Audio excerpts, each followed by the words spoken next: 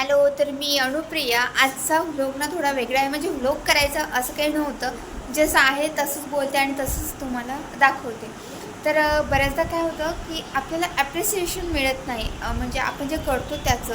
आणि कधी कधी आपल्याच माणसांकडनं आपल्याला मिळत नाही आणि त्यामुळे असं होत नाही की आपण काहीतरी चुकीचं करतो आहे किंवा आपली व्हॅल्यू नाही किंवा आपण काहीतरी कुठल्या तरी गोष्टीत कमी आहोत, असं अजिबात नाही. तर आज बऱ्याच दिवसांनी व्लॉग शूट करायला घेतला. काय करायचं, काय सांगायचं, काय बोलायचं हे काही ध्यानीमनी नव्हतं. पण म्हटलं चला खूप दिवसांचा ब्रेक पडला आहे, तर त्याला कुठंतरी पुशअप करायचं म्हणून आज म्हटलं काहीतरी शूट करायचं आणि चॅनलवर एक तरी व्हिडिओ आपण टाकायचाच. कारण काय, बऱ्याच दिवसाच्या जेव्हा गॅप पडतो ना कुठल्याही गोष्टीला म्हणा, ती गोष्ट जेव्हा आपण यूज करत नाही किंवा त्या गोष्टीमध्ये खंड पडतो ना, तर तेव्हा ती गोष्ट खूप मागे पडते, त्याला गंज लागते. तशातली गोष्ट म्हणू, जसं लोखंडाला गंज लागते ती तशीच कुठलीही वस्तू म्हणा, इव्हनली सोन्याची जरी वस्तू असली ना, तरी तुम्ही जर का ती खूप दिवस तसंच ठेवता ना, तर ती डेली यूज करण्यात जशी ती उजाडते ना, तशी ती उजाडत नाही, ठेवून दिल्याने. मग हा प्रकाश डोक्यात पडला आणि म्हटलं चला मोबाईल घे आणि व्लॉग शूट कर, कसाही जसा जमेल तसा. सकाळची कामं जी आहे ती सकाळी पटापट आवडली, कारण आपली सकाळची जी सुरुवात होते ती कामानेच होते. अशी कुठली स्त्री नसेल ना की तिची सुरुवात ही कामाने होत नसेल, मस्तपैकी शांततेत होत असेल, मला तरी नाही वाटत. तर सकाळची सुरुवात होते ती म्हणजे मुलांची टिफिन. आता बऱ्याच स्कूलनं सुटी लागले, आमच्या तरी अप्पूचे पेपर चालू आहेत अजूनही.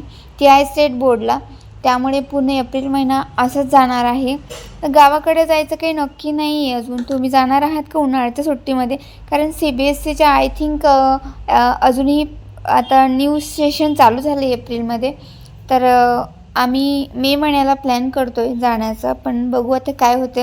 आता दक्षिणा झोपला आहे, त्यामुळे मी घरात जो काही त्यांनी पसारा काढून ठेवला आहे तो मी आधी सगळं काही आटपून घेते आणि नंतर थोडं निवांत बसेल म्हटलं. आणि रोज विचार करते की व्लॉग टाकते, काहीतरी शूट करते, परंतु मनस्थिती नव्हती तेवढी टाकायची, कारण की दुसरं काहीतरी काम चालू होतं माझं आणि त्याच्या नादात ना माझं इकडे दुर्लक्ष झालं.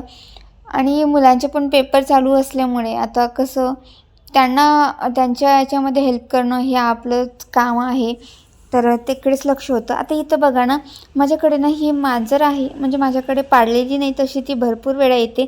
तर तिची ना पिल्लं 3-4 पिल्लं होती, ती ना यांनी बोक्याने खाल्लीत आणि ती इतकी दुःखात आहे ना की ती दूधसुद्धा पित नाही आहे, काहीच नाही. नुसतं ती बसून तिच्या तोंडातून आवाजसुद्धा निघत नाही, एवढी ती वीक झाली आणि काहीच नाही, नुसतं एका ठिकाणी ना ती बसलेली असते बघा. म्हणजे आई ती शेवटी आईच ना, ती छोटी छोटी पिल्लं होती आणि एक बोक्यासारखा जरा मारत होता. म्हणजे गॅलरीतच होती ती पिल्लं, एका आडोशाला होती. तर काही स्टोअरचं जे की सामान होतं ते मालकांचं, म्हणजे घर मालकांचं, तर ती पिल्लं तिला सेफली ठेवली होती. परंतु काय कशी माहीत रात्री ना त्या बोक्यांनी खाल्ली. आणि आम्ही जेव्हा वर टेरेसवर असंच गेलो ना, तर बघितलं की अरे बापरे. आणि तेव्हापासून ना ती काहीच खात पित नाही.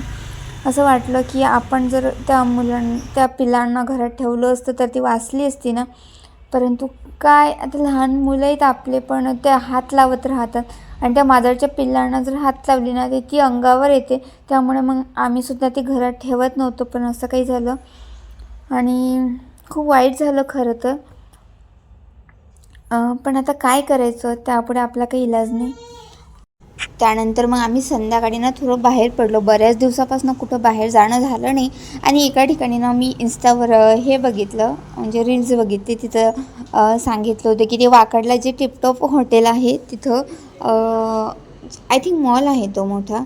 तर तिथं हे आहे, म्हणजे सेल आहे कपड्यांचे, सगळे ब्रँडेड कपडे वगैरे. तर म्हटलं चला जाऊन येऊया आपण, कारण की मुलांनासुद्धा कुठं बाहेर घेऊन गेलो नव्हतो एवढ्यात आणि मी सुद्धा बाहेर पडले नव्हते, कारण घरची कामं आणि बाकीचं त्याच्यातच सगळं दिवस जात आहेत. आता मुलांच्या एक्झाम आहे, त्यामुळे त्यांना घेऊन बाहेर फिरणं म्हटलं तर मग तब्येतीचा इश्यू येतो आहे, नाहीतर मग त्यांचं मन लागत नाही, म्हणून ते सुद्धा टाळतो आहे. घरी फक्त स्टडी चालू आहे आता, म्हणून माझंसुद्धा इकडे थोडं दुर्लक्ष होतं आहे चॅनलकडे.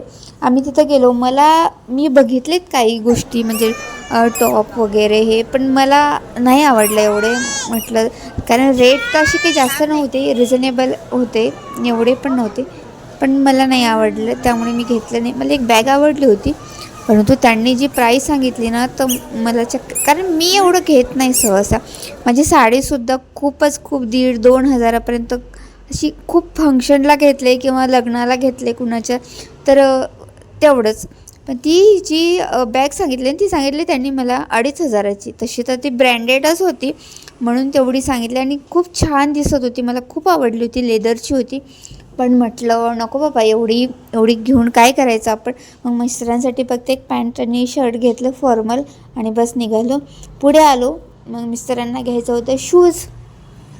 तर मग आम्ही तिथं काहीतरी शूज वगैरे बघितले. त्यांना घ्यायचं असते, पण ते 10 वेळा मला विचारणार की हा घेऊ का, हा घेऊ का.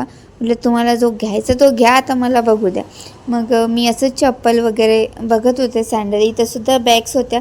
मन झालं माझं घ्यायचं, परंतु ना असं जास्त रुपयांचं घ्यायचं म्हटलं ना, म्हणजे घ्यायला काही नसते, पैशांचा इश्यू नसतो, परंतु ती गोष्ट घेतल्यानंतर आपण ते किती यूज करतो किंवा त्या ज्या किमतीत आपण घेतली ना ती खरंच तेवढी वापरणं होती का, तर माझी तरी होत नाही.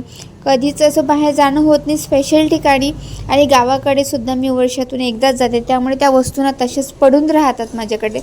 म्हणून मी जास्त किंमत असणाऱ्या गोष्टी घेतच नाही. ज्या आपण 2-4 महिन्यात वापरून इकडचं तिकडं करू ना, त्याच गोष्टी मी घेते. अदरवाईज मग मी ती कुणाला देऊन द्यावं लागतात आपल्याला, आणि एवढ्या महागाचं घेतल्यानंतर ना मग आपलं मनसुद्धा होत नाही ना.